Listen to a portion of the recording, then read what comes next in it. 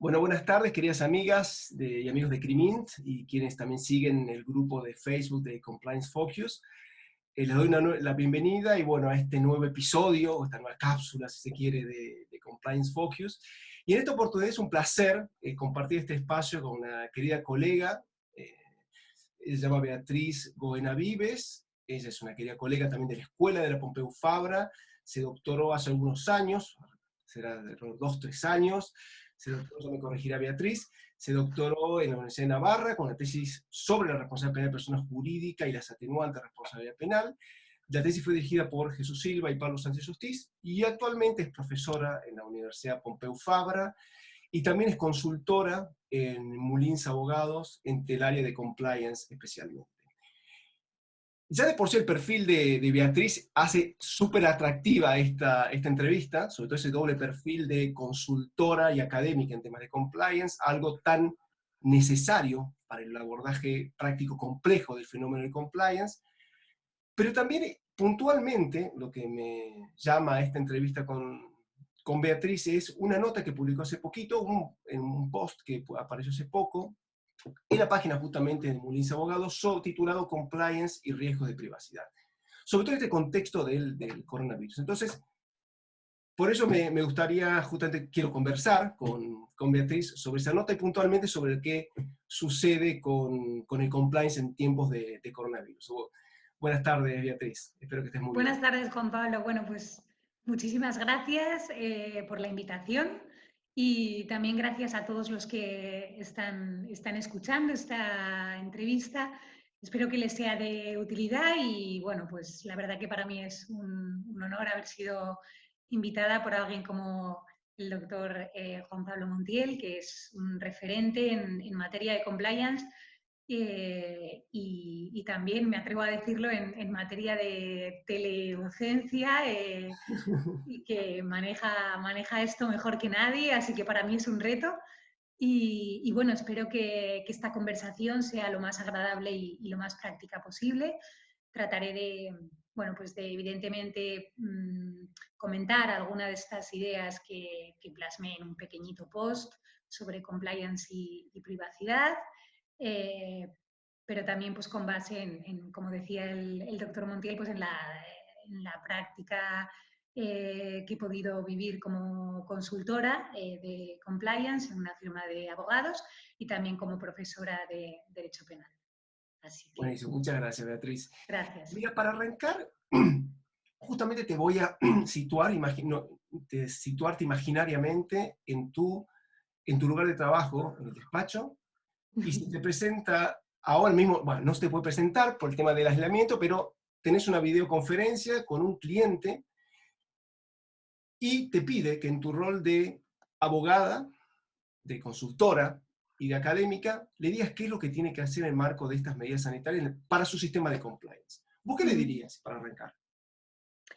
Bien, bueno, yo lo primero que le diría, pues que ha hecho muy bien en venir, porque, bueno, pues porque evidentemente estamos en un tiempo de crisis, una crisis sin precedentes, una crisis que no conocemos o que no conocíamos y que desde luego no sabemos tampoco el alcance que va a tener, pero que sí que vemos que está afectando a muchos sectores, ¿no? Está afectando pues, al sector sanitario, que sería en concreto por lo que me estaba preguntando este cliente, pero también está afectando pues, a temas mercantiles de la propia sociedad, está afectando a cuestiones de protección de datos, por ejemplo, de los trabajadores, es decir, es una crisis que, igual que ha tenido un impacto en la, digamos, sociológico, pues evidentemente ese impacto sociológico también se traduce en un impacto en la empresa. Con lo cual, lo primero le diría que ha hecho bien en venir,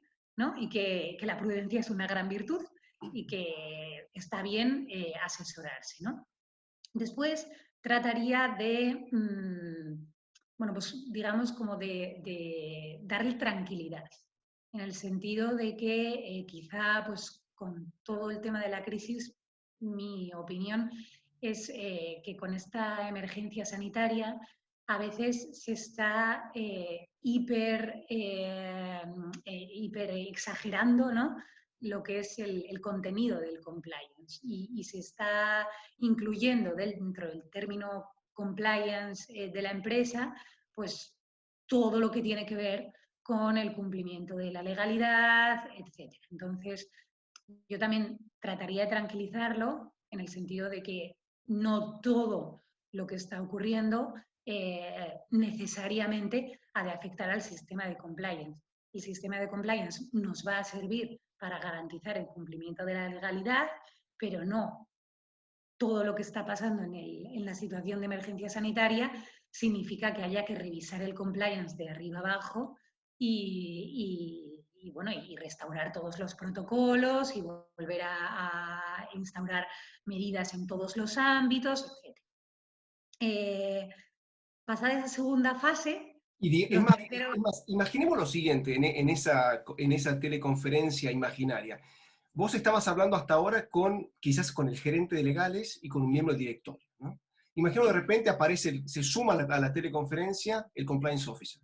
Entonces viene el compliance officer y te pregunta, ¿qué medidas? Bueno, me estás diciendo que hay que tener cautela, tranquilidad. Esto no implica que tenemos que dar vuelta al sistema de compliance, pero yo como oficial de cumplimiento, ¿qué es lo que tengo que empezar a hacer? Pues te agradezco muchísimo la pregunta, Juan Pablo, porque me parece que es el núcleo. O sea, pienso que si alguien está afectado por alguien en el marco de un sistema de compliance, está afectado por lo que es esta crisis sanitaria, es justamente el compliance officer. Es decir, creo que esta nueva situación que estamos viviendo, a quien afecta directamente es en parte, y así lo están publicando en distintos blogs, en distintas organizaciones, al compliance officer, ¿no? Precisamente en este sentido, en el sentido de qué tengo que hacer, ¿no? O sea, qué medidas tengo que tomar, cómo puedo garantizar el cumplimiento normativo, en qué áreas me tengo que fijar más, cuáles son los riesgos. Entonces, y precisamente se está hablando mucho, por un lado, de lo que el compliance officer tiene que hacer y por otro lado se está hablando mucho de la propia redefinición del compliance officer, ¿no? O sea, de que hasta ahora quizá al compliance officer se lo veía quizá un poco como policía dentro de la empresa y en cambio ahora, a raíz de esta crisis, pues se está hablando mucho de cómo el rol del compliance officer se está, como decía, redefiniendo hacia un compliance officer mucho más enfocado a la ética corporativa, a promover la formación, a asegurar una empatía con los trabajadores que le genere una cercanía que quizá pues la distancia física no permite, etcétera, ¿no? Entonces, contestando a tu pregunta, que sé que primero he hecho un gran contexto, lo que le diría al compliance officer es que lo que él tendría, bueno, lo que yo le aconsejaría que hiciera para controlar que efectivamente se está llevando a cabo todo, es por un lado poner mucho cuidado en el tema de la trazabilidad documental, de todas las medidas que se adoptan en el marco de la crisis sanitaria, pues para que si en cualquier caso algo no se ha hecho bien o no se ha llegado al máximo de lo que exigen las autoridades, pues al menos acreditar que desde el punto de vista del compliance, el compliance officer pues hizo las cosas como diligentemente pensaba que era más adecuado, tratando de dar el mayor cumplimiento a las leyes, etcétera, ¿no? Y por otro lado, invitaría al compliance officer a que estuviese muy activo para que las personas que trabajan en la empresa y también los empresarios pues se diesen cuenta de que en el marco de esta crisis el compliance sí que es verdad que ha cobrado una importancia grande en términos de ética, sobre todo, ¿no? En términos bueno, pues de que es un momento de ganar en rentabilidad de una forma distinta a como se estaba siendo rentable antes, ¿no? Entonces, quizá antes se era más rentable económicamente y quizá ahora, pues por las circunstancias en las que estamos, se gana en rentabilidad con cuestiones como hacer visible la ética, dar a la ética un carácter tangible, ¿no? Pues yo pienso ahora mismo en empresas que han han reinventado su estructura de producción y la han puesto al servicio de hospitales, etc. Pues bueno, dices, al final eso es compliance y eso es una forma de afrontar también la crisis.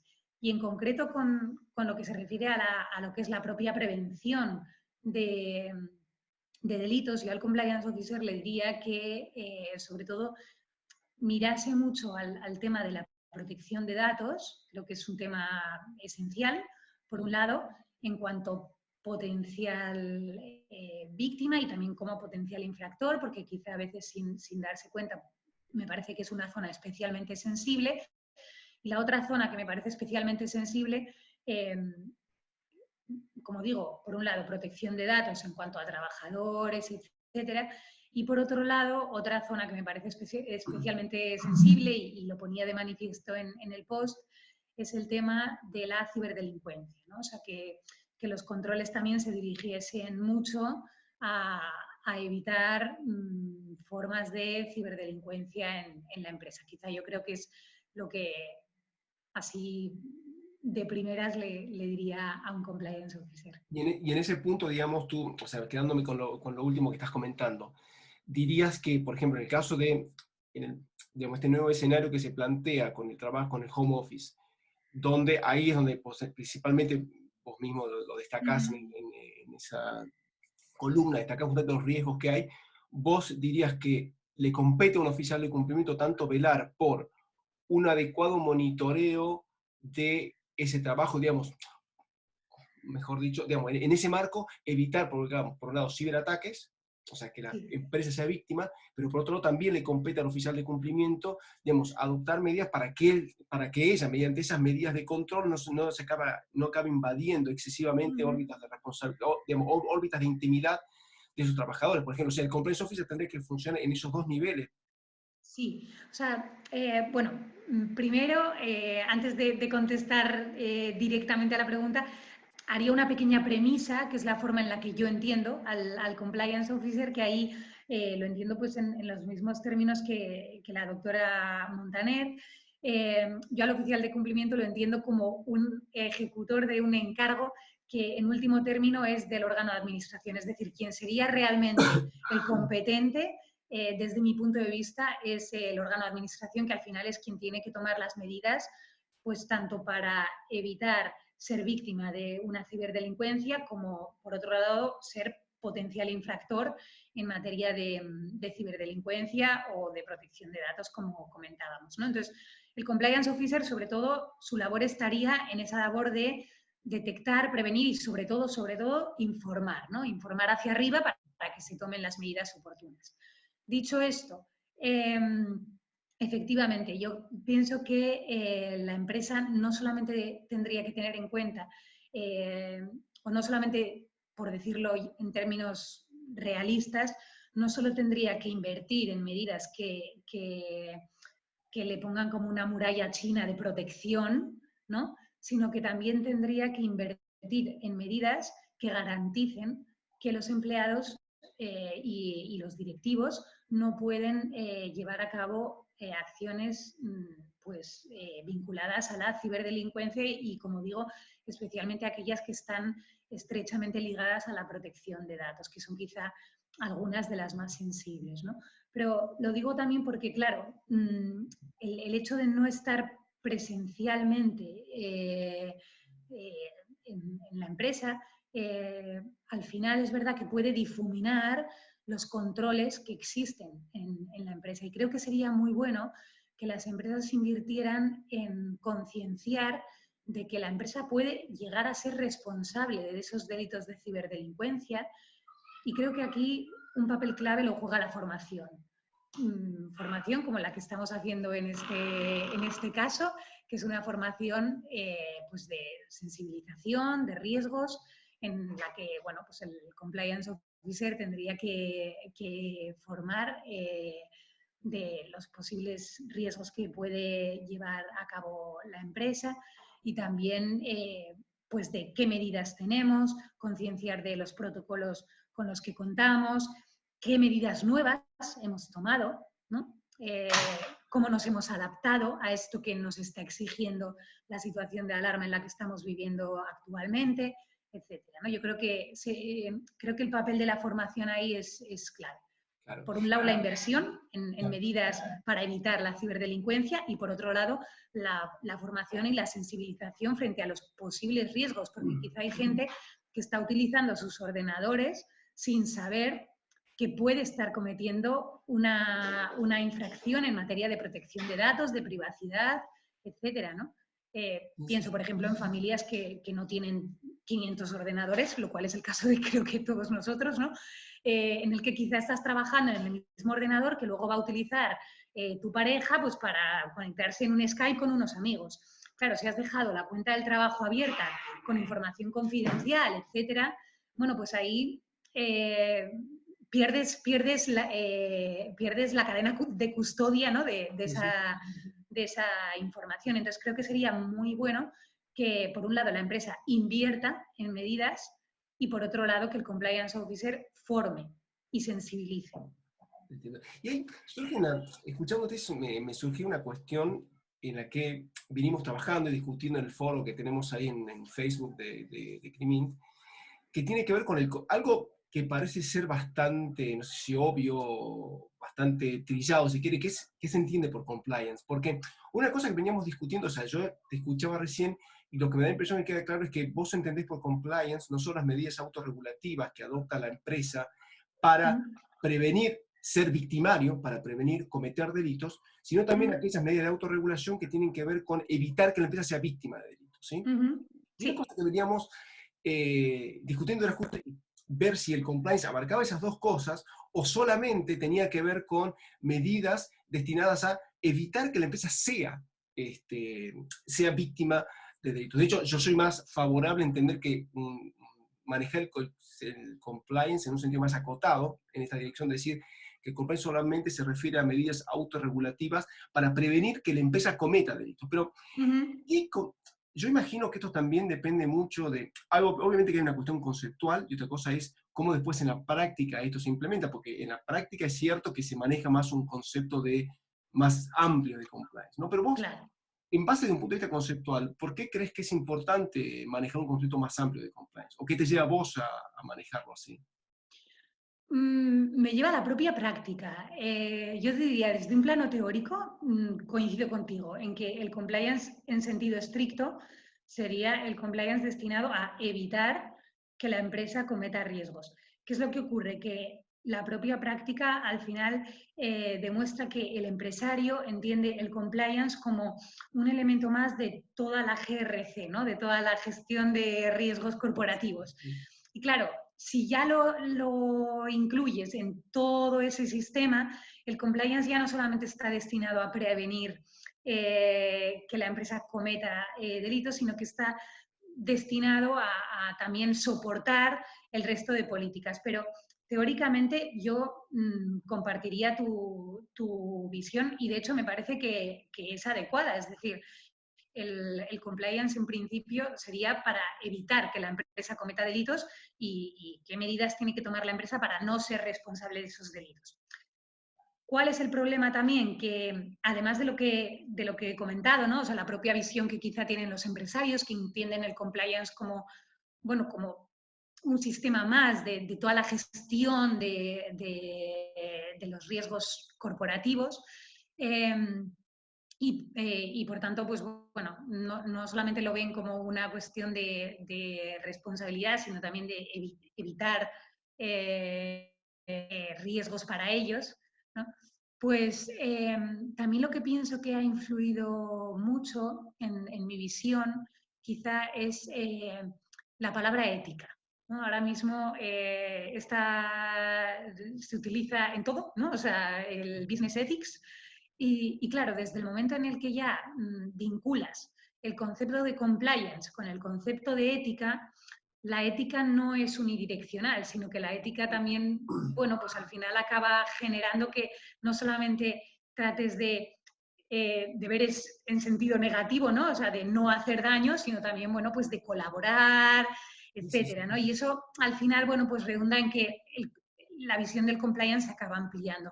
Por lo tanto, sí que es verdad que en sentido estricto un compliance sería una dimensión regulatoria tendente a que la empresa no cometa delitos, pero se está ampliando en la práctica también pues, por la propia forma en la que el compliance se inserta en la empresa y también por la dimensión ética que se está dando al compliance, que es que el compliance es ética, ¿no? Y tenemos que vender ética y la ética, por lo tanto, pues tiene que ser ad intra y ad extra. Y en ese sentido, digamos, tu experiencia práctica, vos notás que, por ejemplo, en España la práctica más extendida es que un oficial de cumplimiento asuma esas dos tareas, digamos, la tarea de prevenir delitos de la empresa y de prevenir delitos contra la empresa. ¿Esa es la práctica habitual en España? No del todo. O sea, yo pienso que, bueno, pienso y lo que veo en España sobre todo, es que normalmente el oficial de cumplimiento, su labor está limitada más a lo que es prevenir los riesgos de la empresa.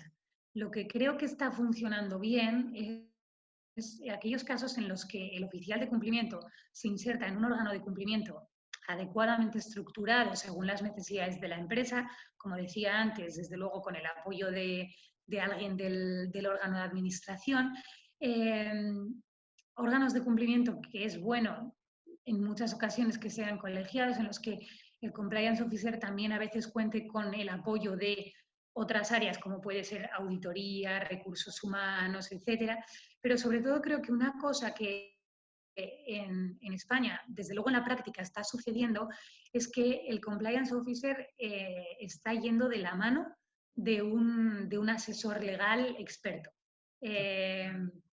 Y entonces el compliance officer está sobre todo dedicado a la prevención de los delitos por parte de la empresa, pero digamos que le trasladas todas sus consultas al asesor externo para que el asesor externo ya también discrimine, ¿no? Sí, sí, sí. Qué es lo que es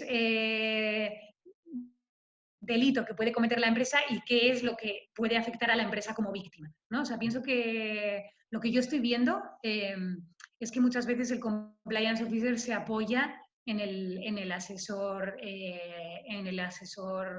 sobre todo penal, ¿no? En Y materia estoy viendo de que, cumplimiento. y esto último que decís, yo creo que también va a refuerza esta idea que vos acercabas al comienzo de la entrevista, y es este que tiene que ver con esta reconfiguración del rol del oficial de cumplimiento, donde ya no es el todopoderoso, sino que realmente es simplemente una persona que se encarga de mantener funcionando adecuadamente el programa de compliance y que por ende, para mantenerlo, digamos, él tiene los conocimientos técnicos, pero muchas veces no maneja todo y tiene que apoyarse también a algún otro especialista, incluso externo al área de compliance, para Exacto. que puedas llevar adelante adecuadamente su función.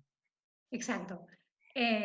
Como comentábamos, de hecho, hace un poquito antes de empezar esta entrevista, comentábamos Juan Pablo y yo, estábamos hablando de una forma mucho más informal, ¿no? Y decíamos, ¿no? Si algo nos ha enseñado esta crisis es que somos limitados, ¿no?